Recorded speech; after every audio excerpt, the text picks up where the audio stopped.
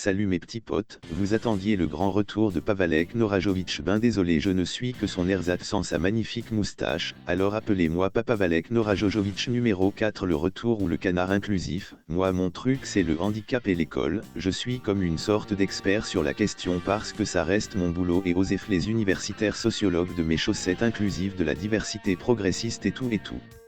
Aujourd'hui pour cette première nous allons parler de l'autisme, oups pardon je voulais dire le spectre de l'autisme, oups désolé encore je voulais dire le business qui tourne autour des troubles du spectre autistique, alors sortez vos sacs à vomi parce qu'on va démarrer fort au décollage et qu'après cette vidéo, vous ne verrez plus de la même manière votre voisine étudiante en socio autiste Asperger genderqueer vegan gluten free racisée cheveux bleus tatoués et son anneau dans le nez.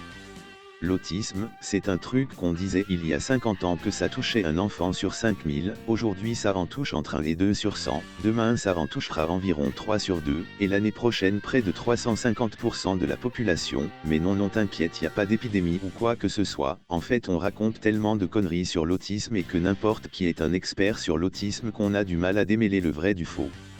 Déjà pour commencer, l'autisme ce sont les 5 Nations Unies et les psychiatres américains qui le définissent, dans leurs 2 gros bouquins respectifs, l'OMS et sa CIM-11 et la American Psychiatric Association par son DSM-5, mais généralement on utilise le DSM parce que tant qu'à faire, autant utiliser le bouquin du premier lobby mondial des psychiatres dont l'industrie pharmaceutique et ses conflits d'intérêts lui subventionnent le tiers de ses finances. J'imagine quelque part que c'est moins pire que de faire confiance au manuel de l'OMS financé par la fondation Rockefeller et Bill et Melinda Gates, quoique au moins l'OMS ce n'est pas seulement restreint aux psychiatres états-uniens on l'espère. Déjà dans les années 2000, la CIH, Classification internationale du handicap en raccourci, formulée par un rhumatologue donc un toubib, a été remplacée par la CIF qui dit que le handicap c'est un fonctionnement, voire un processus de production selon le type qui a contribué à le faire démédicaliser parce qu'il est anthropologue et non médecin, qui a permis de faire basculer le handicap d'une approche biomédicale à une approche psychosociale. En gros avant 2001, le handicap c'était l'affaire des sciences médicales et du politique, après c'est devenu la propriété privée des associations et des militants qui ont décidé que le handicap, en fait ça n'existe seulement parce que c'est la faute du coupable idéal de la méchante société handiphobe.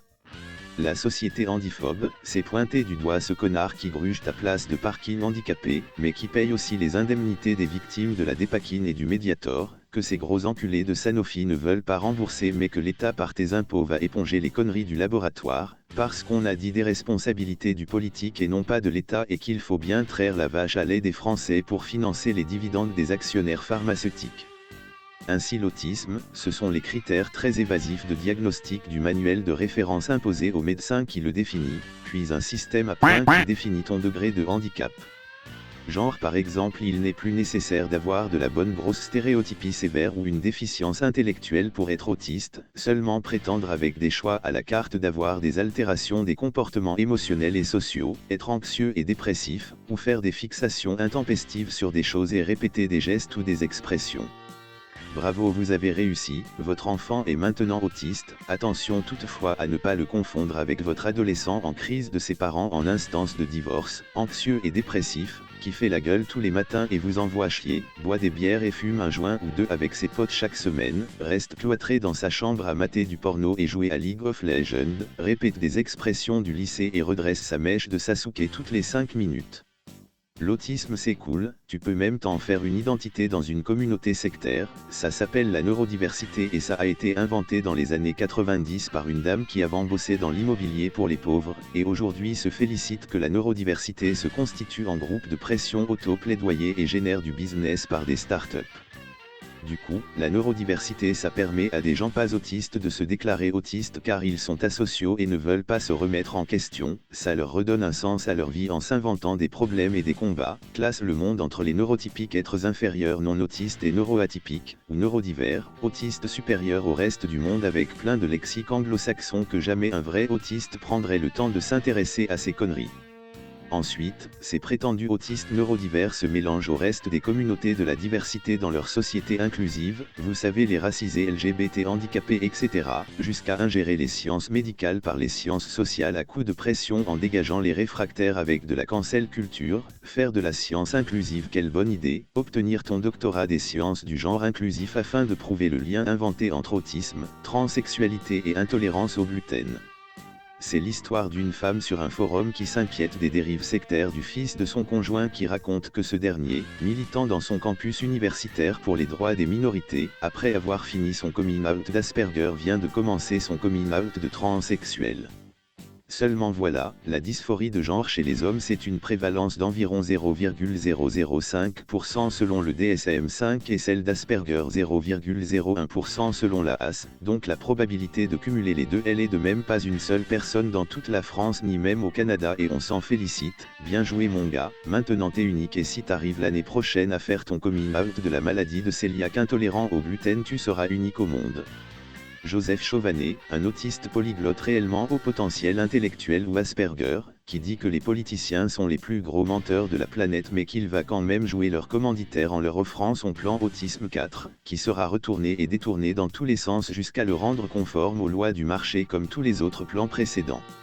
Ok d'accord, c'est aussi un militant forcené de l'inclusion et de la désinstitutionnalisation, qui ne voit l'autisme qu'à son image c'est-à-dire autonome, HPI Asperger et neurodiversité, puis qui se contrefout pas mal de tous les autres autistes lourdement déficients intellectuels ou comportements dangereux, avec une autonomie zéro et qui ont besoin de l'institutionnalisation mais bon, moi je l'aime bien quand même car il nous a jeté un magnifique pavé dans la mare sur handicap.fr.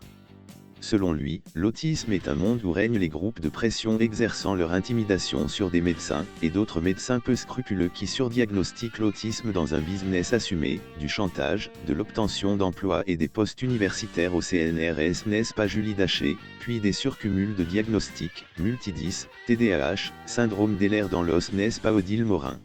Par ailleurs, en tant que personne Asperger, je présente une personnalité et des besoins atypiques, notamment un fort besoin de stimulation et de compensation de mes troubles cognitifs qui sont par définition invisibles. Oui c'est ça, si Odile Morin est Asperger alors moi je suis Odile de Ray. Ne t'en fais pas ça va bien se passer alors prépare ton fauteuil à roulette électrique qui te sert de DeLorean pour t'envoyer vers le passé avant que tu te retrouves dans un futur très proche, dans une prochaine de mes vidéos, où l'on va parler de ton cas puis démolir en moins de 5 minutes le mythe de la guerrière handicapée gilet jaune de la bourgeoisie parisienne qui arrête les Airbus et les chars de la gendarmerie comme à Tiananmen. Ces gens ne sont que des imposteurs, usurpateurs, faux autistes qui s'approprient la chose et s'organisent en groupe de pression pour installer un marché, puis pour aller chasser les vrais autistes qui ne peuvent ni se défendre correctement ni produire et consommer dans le marché. Julie Daché, une Aspigirl qui se vante dans son blog narcissique comment elle a réussi à faire inviter son groupe de pression le jour de sa soutenance de thèse, pour intimider son jury qui a fini par en faire un docteur en sciences sociales, et qui s'est fait du fric en vendant un bouquin gonflé à Lego et une bande dessinée. Puis ensuite, raconte dans les médias femmes autistophobes qu'il invite partout que la science est sexiste, et que ces salauds d'autistes hommes sexistes patriarcaux 3 à 4 fois plus nombreux que les femmes à cause du pas de bol de la nature, se permettent le culot de faire de l'ombre aux femmes obligées de se cacher et de camoufler leurs traits autistiques. Une femme autiste pour 4 garçons autistes, ou pour l'autisme sans déficience intellectuelle, une femme autiste sur 9 garçons autistes, mais qu'en réalité peut-être c'est totalement faux et que ça se trouve dans quelques années on se rendra compte que c'est une femme autiste pour un homme autiste, c'est juste qu'on n'arrive pas à les détecter et à les diagnostiquer. Mais en fait ces critères diagnostiques ils ont été établis à partir de l'étude de cas masculins, on s'en rend compte aujourd'hui, et donc forcément on voit bien qu'il y a là un biais de genre qui est très important. Oui c'est ça pendant qu'on y est un homme autiste pour 100 femmes autistes, ou alors que la plus grosse et récente méta-analyse mondiale concernant la proportion masculine-féminine de la prévalence de l'autisme, a conclu que même en prenant en compte tes biais de genre, comme tu les appelles, il n'en demeure pas moins que le ratio s'évalue à 3 hommes pour une femme seulement.